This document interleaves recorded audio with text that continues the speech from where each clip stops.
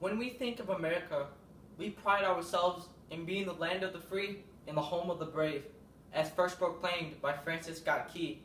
Unfortunately, in our dreadful reality, the key to unlock and unlatch the gate to our freedom from the oppression of our world was a vision, but never tangible to us.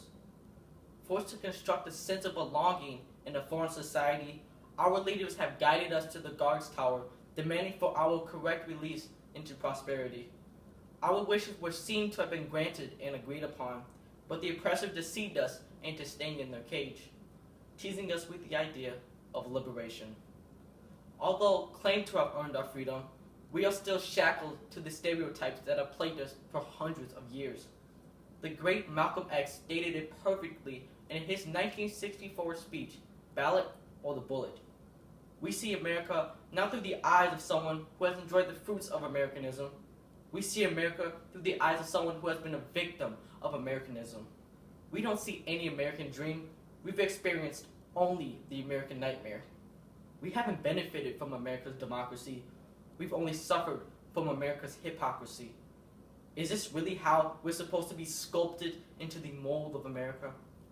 The concept of living in America has been revitalized and revolutionized, while at the same time misconstrued and misinterpreted by all the varieties of media.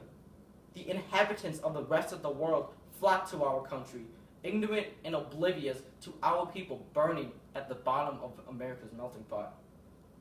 Our nation continues to stir the cauldron, mixing in new ingredients, all the while refusing to bring the bottom-dwelling elements into the equation. Without the motivation to better our country and the people who call this great land home, America will begin to crumble and be reduced to nothing. To permanently change and eradicate the poor ideologies of our people brought about many years ago, we must first abolish the negative perceptions created by those who wish to keep us treading for our lives in deep waters. For years, our people have been portrayed in an awful light, acting like downright buffoons for the whole world to laugh at and take to heart. Is this how our future generations of leaders and innovators will see us? When our only job is to shoot and rob, no ambition to go above and beyond is pursued, generating a stillborn way of life, dead before even getting the chance to be nurtured into a pivotal entity in civilization. We should never lose hope for the true satisfaction in living the normal American dream. The world-renowned fashion designer Tommy Hilfiger, on the topic of the American dream, said, "The road to success is not easy to navigate, but with hard work, drive, and passion, it's possible to achieve the American dream. To fulfill the dreams and aspirations first perceived by our previous generation's leaders, we have to push towards the reinvigoration of our approach of the issues that plague our race. We have driven farther and farther away from each other, causing a large rift to form that separates us when we need togetherness the most. Strength is an essential characteristic to persevere through this present period of prejudice and discriminatory acts.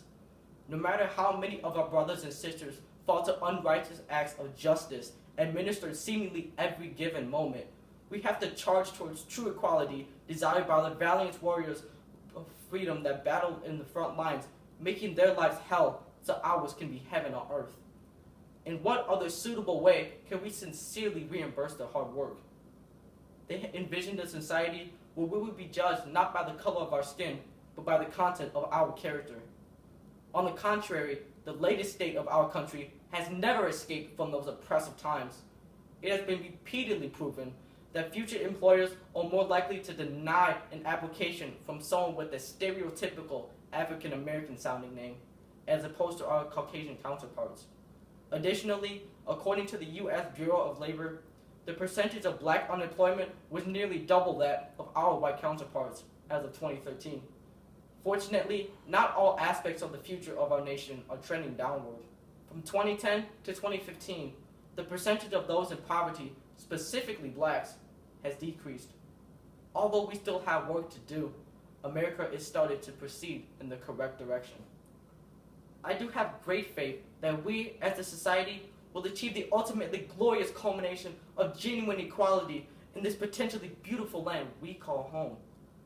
To make this aspiration a palpable reality, we need to build a foundation of integrity and a commitment to citizenship and the respect of other inhabitants of America, our land of the free and our home of the brave.